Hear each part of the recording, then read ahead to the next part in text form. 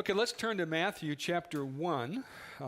You've had some great time to study Matthew, and this week I was able to go through your study questions this afternoon, so you already have some feedback on those. Those of you who had a chance to look at Blackboard this afternoon, late this afternoon, and now you've been talking about it some more. But let's go to Matthew chapter 1. We want to start talking here about some characteristics of the Gospel of Matthew. What are the particular things that were on Matthew's heart as the Lord guided him to write this book? And we'll give opportunity later, too, for questions that came out of your table discussions. But for now, let's go to Matthew chapter 1. This is the genealogy of Jesus, the Messiah, the son of David, the son of Abraham. Abraham was the father of Isaac, Isaac the father of Jacob, Jacob the father of Judah and his brothers. Boy, there's a lot of history in that little phrase. Judah and his brothers, eh? Judah the father of Perez and Zerah, whose mother was Tamar. A lot of history in that little phrase too. Perez the father of Hezron, Hezron the father of Ram. Ram the father of Amminadab, Amminadab the father of Nahshon, Nahshon the father of Salmon, Salmon the father of Boaz, whose mother was Rahab. Boaz the father of Obed, whose mother was Ruth. Obed the father of Jesse, and Jesse the father of David, the king. Now, of course, David was the king, but why does he mention that particularly? And he just kind of tosses that out there, and it gets you started to think about the idea of king. Maybe he's emphasizing that David was king because the whole idea of kingship is going to be significant for him. And so you kind of put that in the back of your mind, and you go down to chapter 2. After Jesus was born in Bethlehem in Judea, during the time of King Herod, Magi came from the east to Jerusalem and asked, "Where is the one who has been born, King of the Jews? We saw his star when it rose and have come to worship him." Okay, so now we're talking about King Herod, and we're talking about a king being born. And you're starting to think, yeah, maybe we're onto something here. Maybe this whole idea of the royal Messiah, the son of David, is one of the key themes in Matthew. Now you're at verse 3. King Herod heard this. He was disturbed, and all Jerusalem with him. Then Herod called the Magi secretly, found out from them, said, "Go, find the child." After they had heard the king, they went on their way. That's verse 9. Now look at verse 16. Suddenly it's Herod. He's not King Herod anymore. He's just Herod. Why is that? Have you ever noticed that? After the Magi kneel at the manger and worship the real king, Herod loses his title in this chapter. It's probably not accidental. It's just one of those subtle ways that Matthew is telling us the real king has arrived. And this is partly why some of us think 21:5 is kind of a nexus verse in the Gospel of Matthew, because it's a lot of Matthew 21:5 is about royalty. It's about the king, and we just feel that he's struck that note of kingship and who is the true king and what does it mean to worship the king. He struck that so early in chapter 1 and chapter 2 that is probably one of his main themes. But let's stay with chapter 1 for a few minutes. Another thing that you notice there in chapter 1, as you look at that genealogy, already in verse 3, the mother is Tamar. What's her nationality? She's a Gentile. More specifically, she's a Canaanite, right? How about Rahab? What's her nationality? She's a Canaanite. How about Ruth? She's a Moabite, okay? So you have this interesting kind of dynamic in the Gospel of Matthew. that it's Jewish gospel, right? I mean, it's all about Jesus is the fulfillment of the Jewish promises, and he fulfills the Jewish scriptures, and he sits on the mountain like Moses teaching the people. And yet you have these Gentile people already just kind of popping up in the genealogy. And it makes you think, well, maybe he's here to fulfill the promises to the Jewish people. But one of those promises that God made to Abraham, I will be a God to you and to your children, and someday all nations will be blessed through your offspring. So part of the promises to the Jews is that through the Messiah, all nations will be blessed. And so you see that already in chapter 1. Just begins to peek through in that genealogy. Okay, still looking at the genealogy. Remember 1 Chronicles. Those of you who've taken Old Testament survey had that wonderful experience of reading 1 Chronicles chapter 1, chapter 2, chapter 3. How many chapters? Some of you are smiling. Now you remember this. It's 8 chapters of genealogy. 1 Chronicles. 8 chapters of genealogy. When was Chronicles written? After the exile. After the exile. They had the traumatic experience of the exile. The city was broken. The temple was destroyed. The nation was cut off. There's this huge gap. And then they come back from the exile and start to rebuild, but there's still this sense of gap with the early history. So First Chronicles is written to reach back, to bridge across that gap, to reconnect, to say, we're part of this story. We are in the plan of God. The genealogy in Matthew 1 serves much of that same purpose. I mean, remember the prophet Malachi, the last prophet of the Old Testament? What's his date? 400 BC. So there's been 400 years, since a fresh word from God. Now, they had the Old Testament, of course, and they had the synagogue services, so it's not like those years were empty. The historians really get mad at the biblical scholars when we call it the 400 silent years. They get really mad at us and they say, those were not silent years. There was a lot happening in those years. And I'm like, yeah, there was a lot happening, but there was no fresh word from the Lord.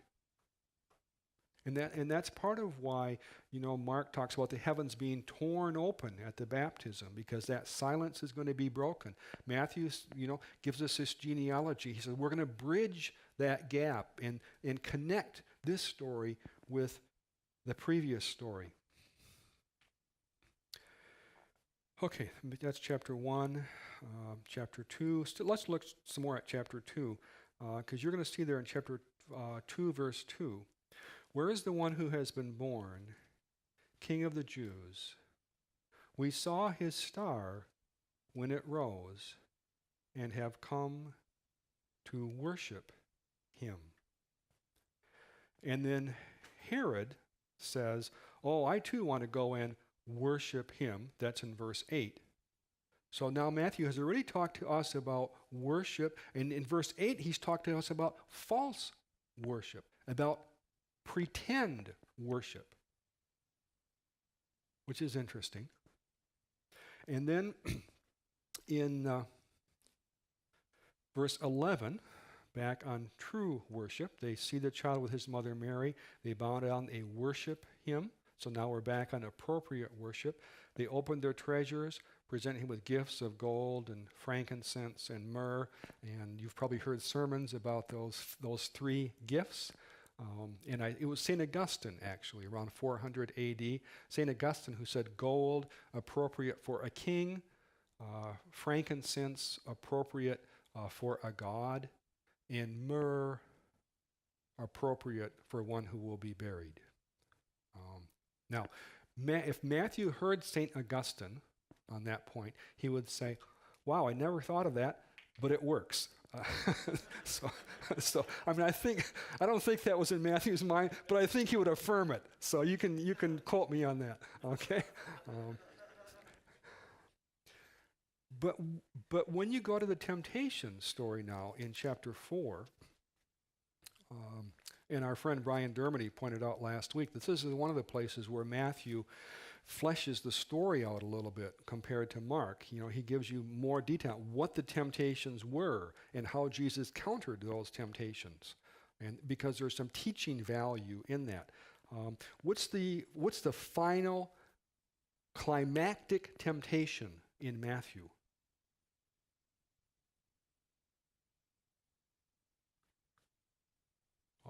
Of the three, what's the final one? All the kingdoms of the world, and Jesus' response is, you shall worship the Lord your God, and him only shall you serve. Once you settle the question of worship, who do you worship? Everything else falls into place.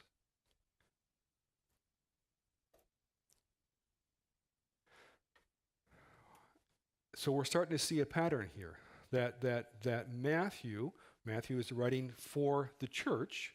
Matthew of the Gospels, of the four Gospels, you know, he shows this sensitivity to the ongoing life of the church. And one of the things that the church does is worship her Lord, and need to worship in sincerity and in truth. And so he gives us examples of that. And he gives us, you know, the temptation to be detoured, as Jesus was here in chapter 4, tempted to be detoured. He gives us examples of people who are faking worship, which is Herod in chapter 2. This isn't the end of the story. He picks it back up in the boat. Remember in chapter 14, Mark, Jesus stills the storm, and they're happy. In Matthew, he says, Jesus stills the storm, and they worshiped him. Okay? So now he's kind of reinforcing the idea that this is a key notion for Matthew. It surfaces over and over. What happens in chapter 28? They come to the mountain. What does it say? It says they worshiped him, though some doubted. One of the most fascinating verses in all the New Testament. I mean, it's like resurrection. They're seeing the Lord, and it says they still struggle with doubt. I don't know what that's. Jeff, I'm going to let you answer that question. Why is that there? I've thought it's just there to say that, you know, even in the glorious moment there, they're still struggling a little bit. Now, some have said that it's misty, and so it simply means that they doubted it was really him. And once they got closer, they knew it was him. I don't know. That seems a little bit lightweight to me. I think there's more going on there. But nonetheless, it's worship. Worship is one of these important things all the way through. You saw it already there in chapter 2, and it runs right on through. Okay, I get back to my notes now, see what things I've missed. Another thing that Matthew does, he gives you the actual content of Jesus' teaching.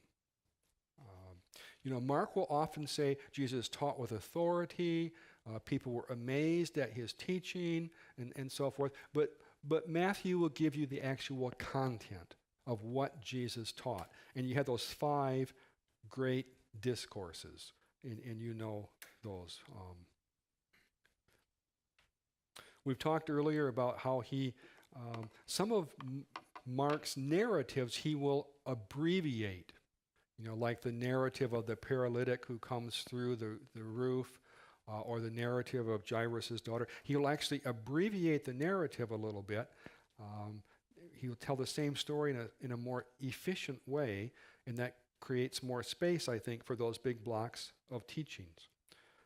It's, of course, much longer than the Gospel of Mark. It's more than 50% longer than Mark, and a little bit more leisurely pace. Also clarifies more the relationship with the Old Testament. I mean, most of you noticed that in your paper. He says over and over, this happened to fulfill what was spoken by the prophet. So he really drives that point home.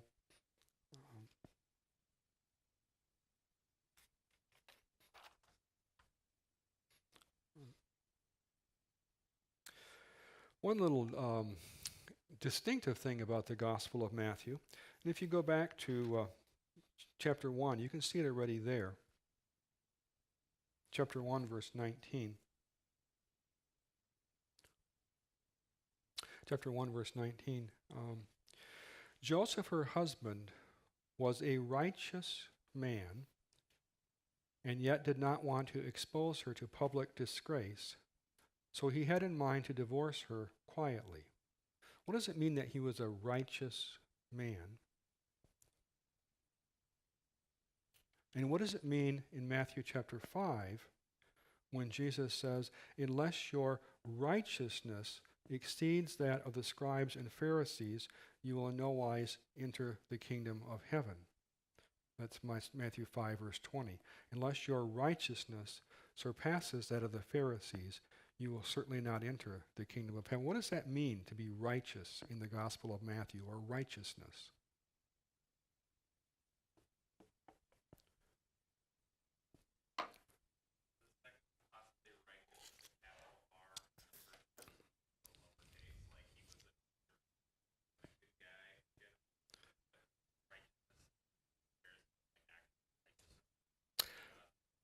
Okay.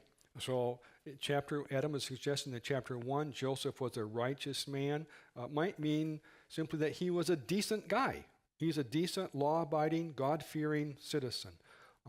And then Adam is suggesting that with your righteousness exceeding the scribes and Pharisees in chapter 5, that maybe is a little different concept. And most of us are going to go that way, or at least initially, because we're going to kind of import Paul here, and we're going to talk about righteousness the way Paul talks about righteousness. Interesting, New Testament scholars don't go that way anymore. They think that's illegitimate importing of Paul's idea, and they think that Matthew probably means the same thing throughout by righteousness. He means basic, God-fearing, obedient to the law. And then, of course, we have to struggle with that. How can it mean that our righteousness exceeds the scribes and Pharisees? I mean, this is why we import Paul, because we say the only way our righteousness could exceed theirs is if we have the righteousness of Christ imputed to us, right? That's the way most of us go.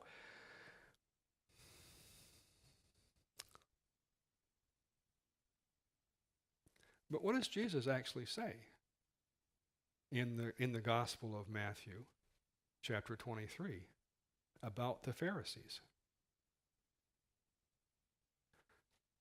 They rob widows, steal their houses. It's not tough to surpass that, folks. I mean, right? So some of us are starting to think that when Jesus in Matthew 5 says your righteousness needs to exceed the Pharisees, he means you need to be more decent, more honest, more God-fearing, and more caring for the widows than the Pharisees are.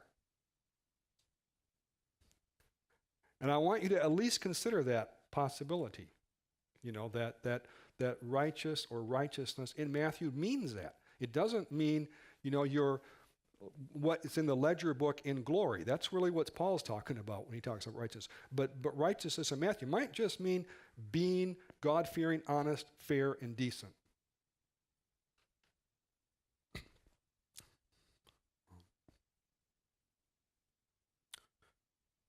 Okay. Turn to Matthew chapter 6.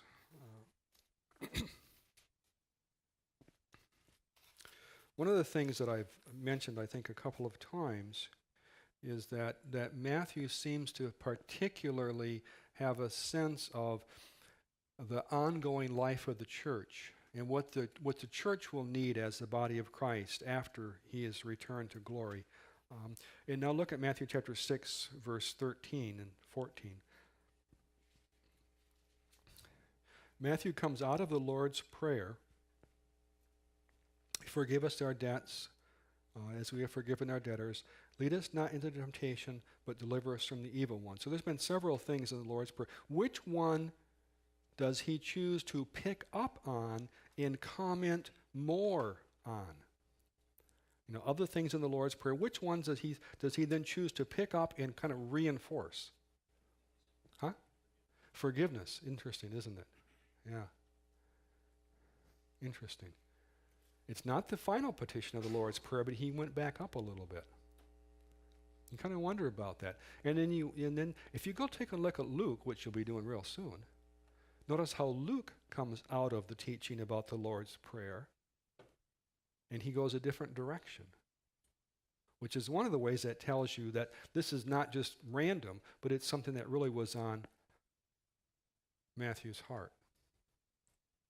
Okay, now what does he do in chapter 18 when he comes back to life in the church? Which parable is in chapter 18? Very famous parable, very trenchant parable, very biting parable.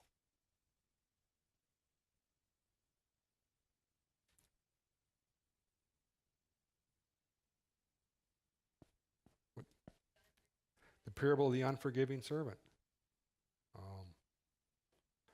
So I think it's reasonable to say that as Matthew was looking around his community and thinking, what do we need to hear here in the church, probably in Antioch, we need to be reminded of forgiveness, as well as humility and servanthood, and the other things that he hits there in chapter 18.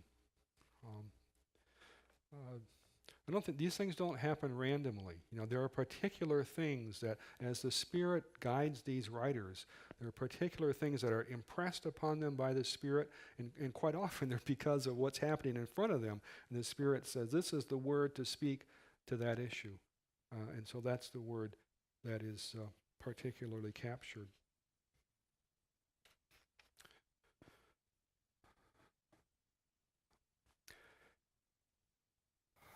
Okay, we're looking then at chapter 5 and 6. I think I'll just pause there. We've covered a lot of stuff.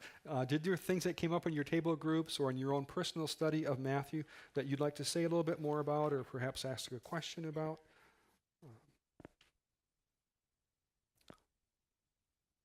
Yes, Matt.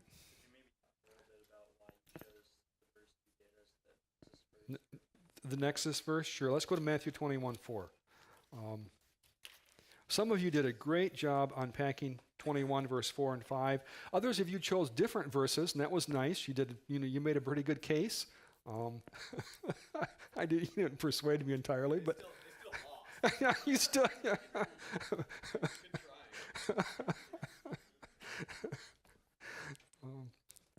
He's going off to teach grasping God's word, so that's great.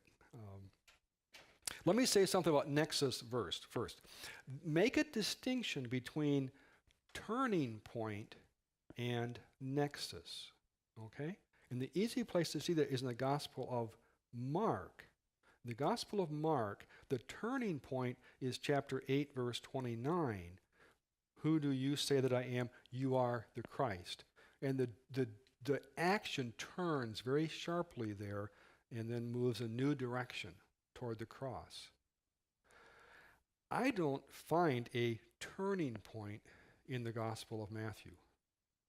In my reading, the Gospel of Matthew is long, it's complex, there's multiple waves of action and teaching. I don't know that there really is a turning point in Matthew, but I think there's a nexus verse, or probably more than one.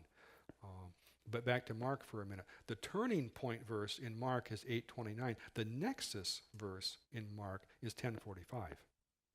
For even the Son of Man came not to be served, but to serve and to give his life a ransom for many. So make a distinction between those two things. When I ask for the nexus verse, I'm looking for that kind of network where many of the different themes of it intersect. And Matt made the pertinent observation in his paper that there's no one verse where all the themes of Matthew will intersect. So that's good. But let's look at 21 verse 4 and 5 then. And some of the themes that I think are in Matthew that are intersecting here. This takes place to fulfill what was spoken through the prophets. Okay, there's one big deal. Christ's ministry is a fulfillment of the Old Testament prophets. And by now you're convinced that that's one of the themes of Matthew. Say to daughter Zion. One of you made, maybe more than one of you, made a brilliant observation. That's the Jewish target audience. You know, this is a promise to Zion. This is a promise to the Jewish people. Christ goes first to the Jews and only a little bit to the Gentiles, and then the commission to the Gentiles. So you see the Jewish target audience there. Say to Zion, see, your king comes to you. So there's the royalty motif. Going all the way back to chapter 1, we talked about that earlier. And I think the royalty motif carries through in chapter 28. All authority in heaven and on earth has been given to me. That's a royal proclamation. So there's that royalty motif. Your king comes to you, gentle and riding on a donkey. There's the humility, the servanthood. He who is great among you must be your servant. He who wants to be first among you must be slave of all. That's from chapter 18. There's a humility. Some of you linked it back to chapter 11. I am meek and lowly in heart. You will find rest for your soul. So the gentle and riding on a donkey, that's that humility, that servant motif. One of you, at least, made the brilliant observation that the donkey was appropriate mount for a king during times of peace. You know, you often hear people say, well, the king, you know, he's going to come on a war horse, you know, and the servant is going to come on the donkey. Well, yes, but during peacetime, the king also might sit on a donkey or a mule. There's examples in the Old Testament. You know, and so one of you said, you know, this shows that he's a king who has come to serve, but he's come to bring peace. So I liked that. I thought that was cool. So I think there's several key themes in Matthew that come together here. There are some that are missing, of course. You know, it doesn't speak explicitly about worship here, although they are worshiping him. It doesn't speak explicitly about the conflict with the religious authorities, although that's kind of in the background. So that's why, those are some of the things I'm seeing there in 21 verse 4 and 5. Anybody else want to interact on that or jump in on that? So, okay. What would you give us some contenders for A number of you had some good ones. Who had a different one? Just go ahead. Go ahead, Matt. What'd you have? I had 24.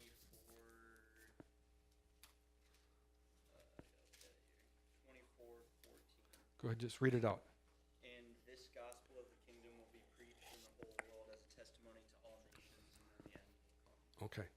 So the idea of the gospel going out to all nations, and I felt that was a great forward-looking thing of what was going to happen later, but not really the themes of the Gospel of Matthew during Jesus' earthly ministry.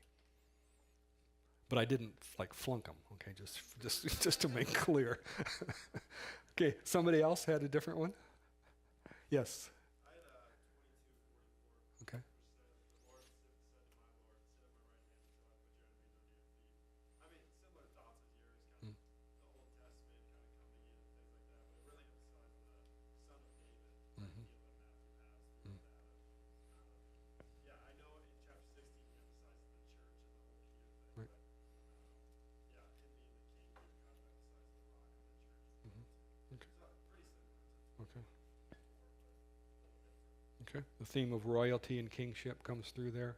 Yeah, and the Psalm 110 is an interesting one. Psalm 110 is one of the most frequently quoted verses in the New Testament. I mean, it's a really big one. So, yeah, Nathan. I said 16:16, which is the same one as the fact that he had a very explicitly Jewish audience. These were the first Jewish men to actually get that he was Yeah. the Messiah. Yeah. It seemed like a big kind of groundswell there, and then with the transfiguration directly after that, Yeah. it seems like they get it, and then Jesus unpacks it a little bit more, shows them. But that might be more of a hinge than an Exodus. Yeah. That's certainly a key verse. Certainly a key verse there. In chapter 16, Peter says, "You are the Messiah." Jesus says, "You are Peter, on this rock I will build my church." Very key verse. Yeah, no quarrel with that. Great. Yeah. And 5:17, which is not that I've come to abolish the law and the prophets. I've not come to abolish them, but to fulfill them. Right. So that one kind of also goes along the lines of this being to a very distinctly Jewish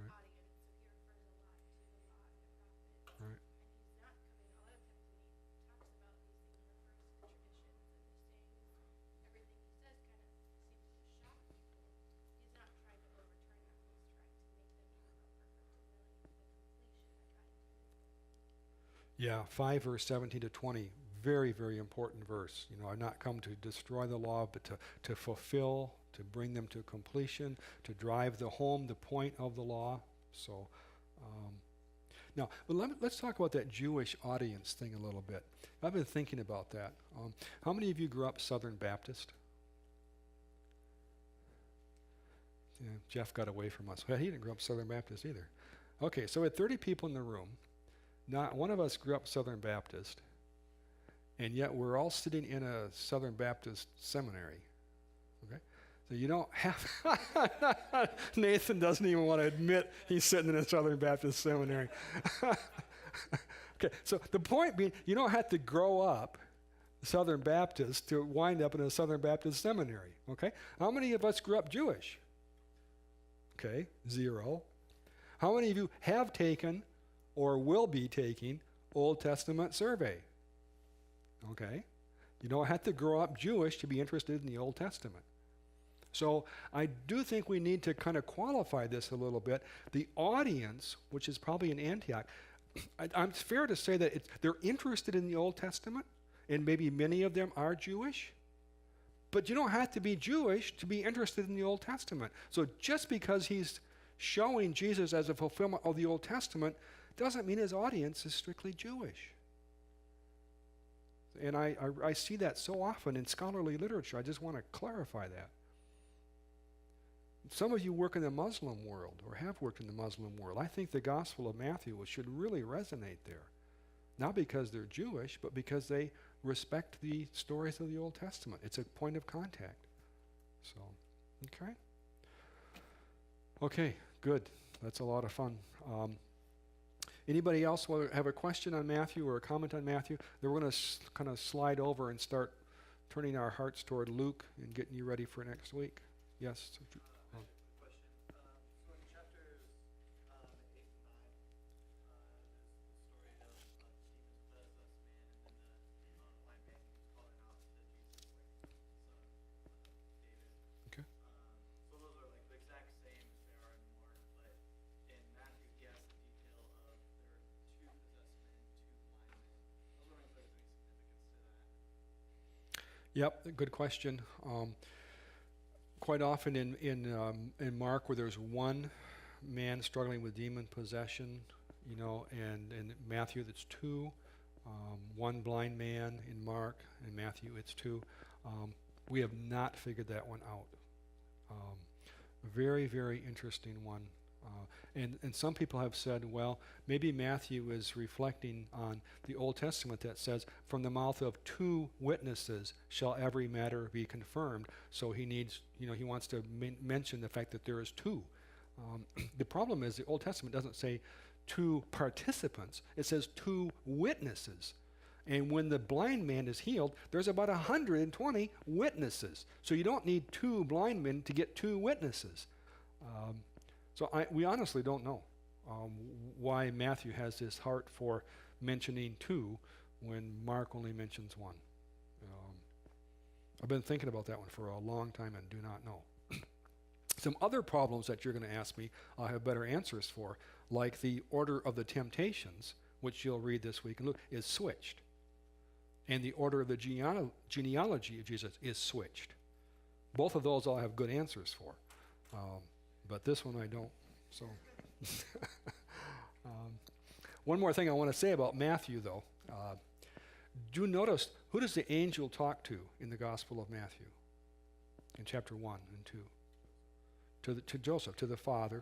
Who does the angel talk to in Luke? To the shepherds, but who before that? To Mary, the mother. Yeah, and that's part of why the Gospel of Luke is more accessible to our audience for the most part. Most of our audience will find the Gospel of Luke more accessible, more user-friendly than the Gospel of Matthew, because the culture that we live in is much more similar to Luke's culture than it is to Matthew's culture. So when you're handing out Gospels, at least 70% of the people that you're giving a Gospel to should get a Gospel of Luke. And then maybe a few Mark would be better, and a few John would be better, and a few Matthew would be better. The majority of your audience, Luke is a better gospel for them as an entry gospel. Okay, that brings us to our slides, which is going to give you a little bit more introduction to the Gospel of Luke. Let me move this out of the way. And if someone would take the lights down a little bit.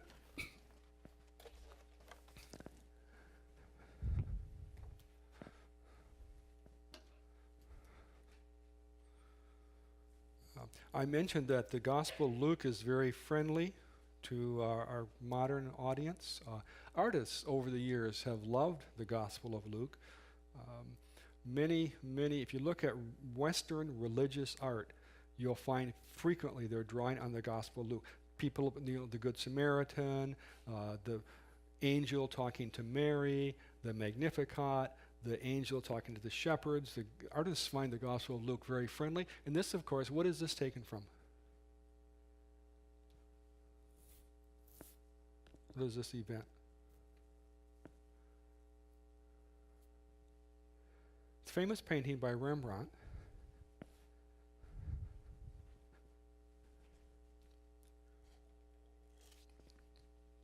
The young man is barefoot.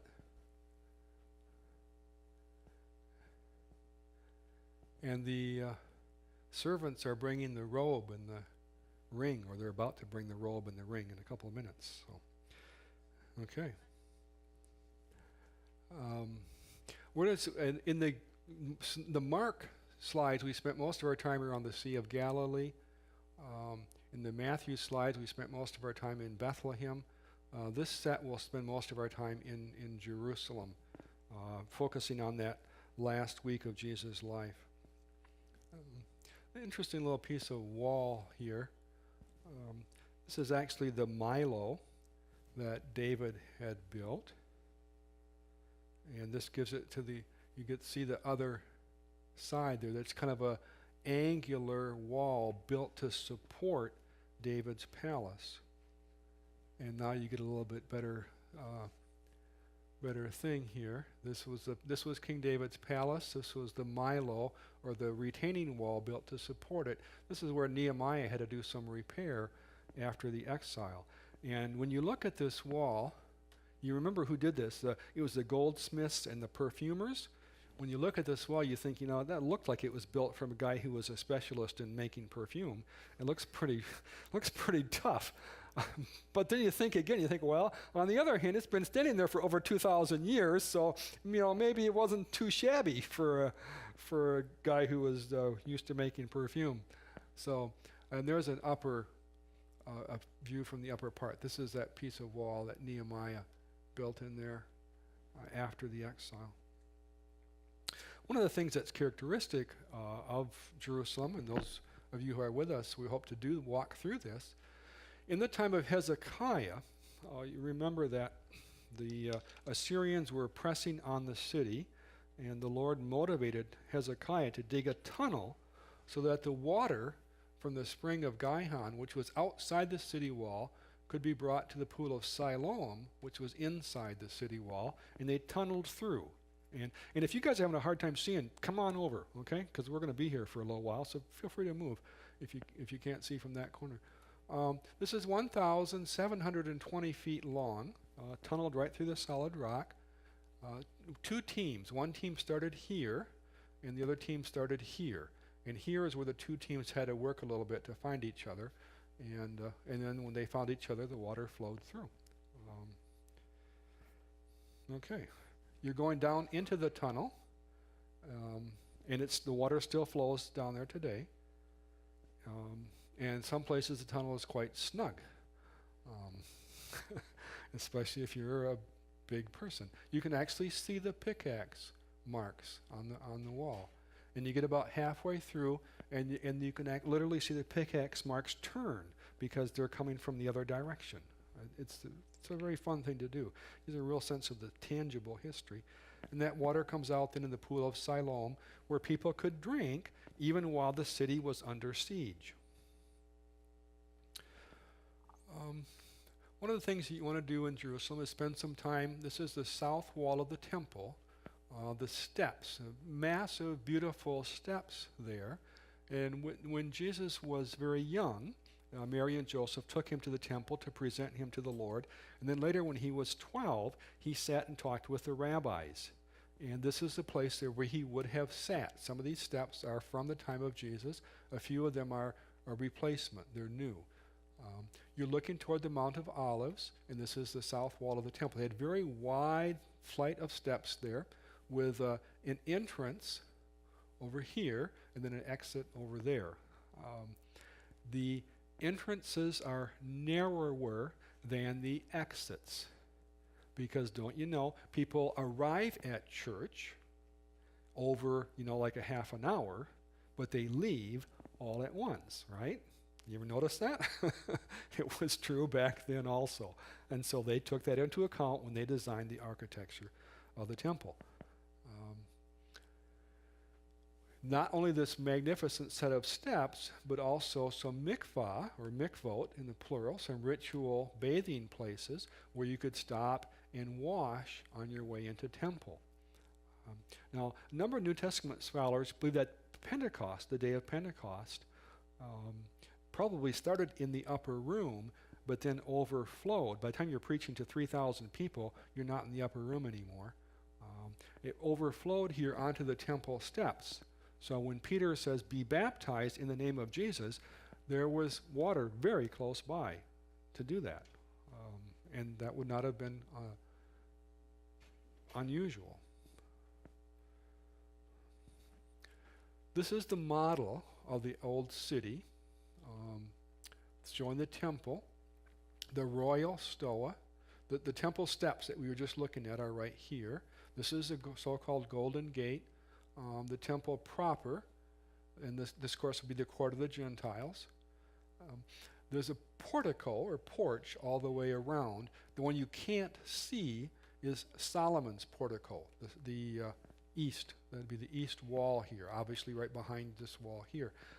And Solomon's portico is interesting because in John chapter 10, the Gospel of John says, it was winter and Jesus was walking in Solomon's portico in the temple. And then when you go to the book of Acts, when the Christians go up to the temple, they walk in Solomon's portico.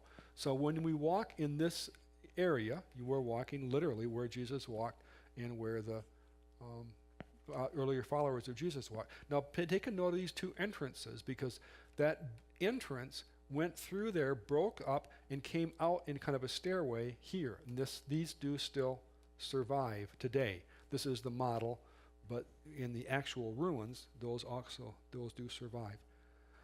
We're outside now on the Temple Mount. These are the stones that Herod had.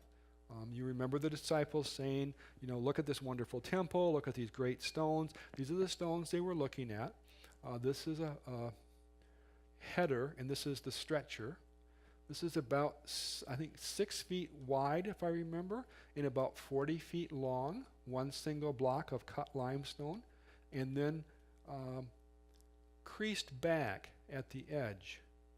And that's typical of the Herodian masonry. That's how we can know these are original stones. So this is this is not the wall this is not the temple itself, but it's the retaining wall that holds up the Temple Mount. The temple would have been up above us. You remember, okay, now you can see more clearly. This is the retaining wall holding up that Temple Mount. Remember what Jesus said about the temple, which is up on top of here. He said, not one stone will be left on another. They will be thrown down, right? What happens to the street when you throw massive stones from a building up there down onto the street? It busts the street all to pieces. It's not that long ago, actually in your lifetime, that this street was uncovered. That was back in the 1800s, and for thousands or hundreds and hundreds of years before that. This was an enormous pile of rubble. Nobody knew what was under there. And I can imagine the feeling when they uncovered this street. This is the first century street, the street that Jesus would have walked upon, and you realize what happened. When Jesus' words were literally fulfilled, those temple stones were thrown over and busted that street to pieces. Incredible devastation. In fact, there are places on this retaining wall where you can see the burn shadow of the wooden buildings that were against it. and the fire etched the building's shadow into the stone. Just incredible devastation. Fig tree. You've read about that already twice in Matthew and in Mark. And we're looking for figs, like Jesus looked for figs. And guess what? Found one little page, which is the word for a not yet ripe fig. Okay, looking from the Mount of Olives to the Herodium, which I mentioned, I think last week, you can see from the Mount of Olives. Commemorating the spot where Jesus wept over Jerusalem. It's called Dominus Flevit. A few years ago, the ossuary of Caiaphas, the high priest who condemned Jesus, was discovered. Ossuary, the bone box. This is not the ossuary of Caiaphas. Believe me, his is under lock and key. But these are ossuaries, or bone boxes, random bone boxes. So, at the Mount of Olives, these are olive trees, very ancient olive trees. This would be the Garden of Gethsemane, where Jesus prayed. In the church there, commemorating that. Prayers and supplications with loud cries and tears. Where is that from? Where's it from, Nathan? Yeah, what book of the New Testament? Yay, bless you. You're right. It's from the book of Hebrews. Not from the Gospels, but from the book of Hebrews. So I give credit to Josh and give credit to the people that built this, that they didn't just put a Gospels quotation up there. They put a book of Hebrews quotation up there. Okay. Mount of Olives is one giant cemetery. I did not know that. I was surprised to find that. But Jewish people had been buried there for a long time. And then after Christianity took hold, Christian people want to be buried there. There's even some Muslim people buried there. It's very, very interesting. You are looking at graves, people. Those are graves. Those are graves. And then these also are graves. As I said, Jewish people first being buried there because they felt that the kingdom was going to come there. Christian people looking for Christ's return. And then the Muslim people, not to be left out, a bunch of them got buried right here by the Golden Gate because they had heard the kind of rumor that when Jesus comes back, he'll come through the Golden Gate, and they figured they could just stop him, of course, by being buried there. So that's kind of an interesting little thing. Okay, we've been mostly here on the steps, the south steps. We showed you this corner where those beautiful stones were. This is the street that was busted up. Solomon's portico here, the temple proper here in Jesus' day. The Kidron Valley, the Garden of Gethsemane, the Mount of Olives, where we showed you the olive trees. So that just gives you a little orientation again. We're going to go now through the ancient wall and to the western wall. This used to be called the Wailing Wall. No, it's now called the Western Wall, or simply HaKotel, which is Hebrew for the wall. So do not call it the Wailing Wall. You'll see again the Herodian masonry. This is the men's portion of the wall, where Jewish folks can go to pray. This is the women's portion of the wall.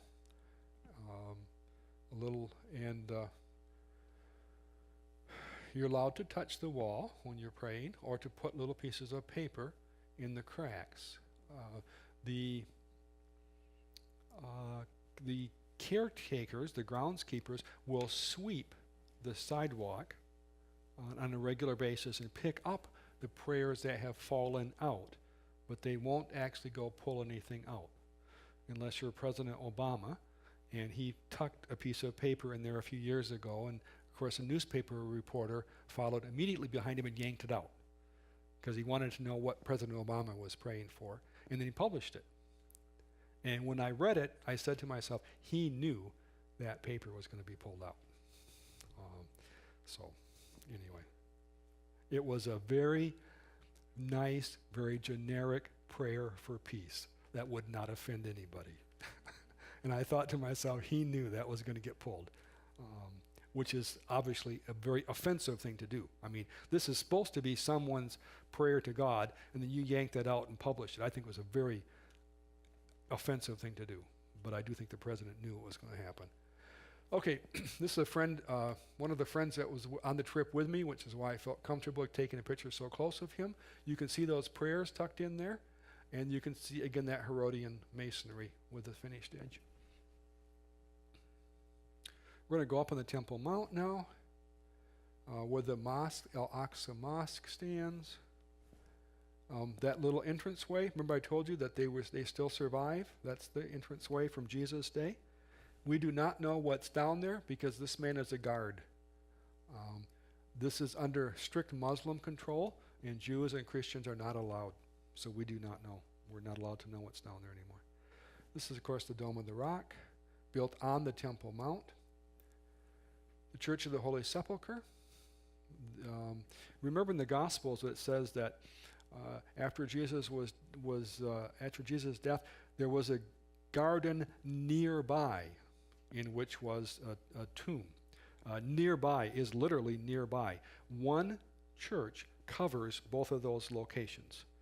The location of Golgotha and the empty tomb covered by one church building, and this is it right here, built around 300 AD. The next picture will give you that a little bit closer, and there you can see those two domes. One covering the empty tomb and one covering what's left of Golgotha. With the Dome of the Rock here, this built in 691 AD on the Temple Mount by the Muslims, obviously. We're standing in Solomon's portico, where the early Christians walked, looking at the road that Jesus walked, actually rode the donkey down the hill right here. The cypress trees mark the route. Okay. The gate, built by Suleiman the Magnificent, 1519. The Via Dolorosa, the Way of Sorrows, where Jesus walked. One of the stations of the cross. Some artistic depictions of crucifixion. There's different methods of crucifixion in the first century. Often nailed right to a living tree, so as not to save the work of chopping the tree down. Sometimes what's called a tau cross, sometimes an X cross. Brutal way to die in any case. So you need to be appreciative of what Christ did for us. So, as I mentioned, one big old rambling church building covers the empty tomb and what's left of Golgotha. A very ancient church.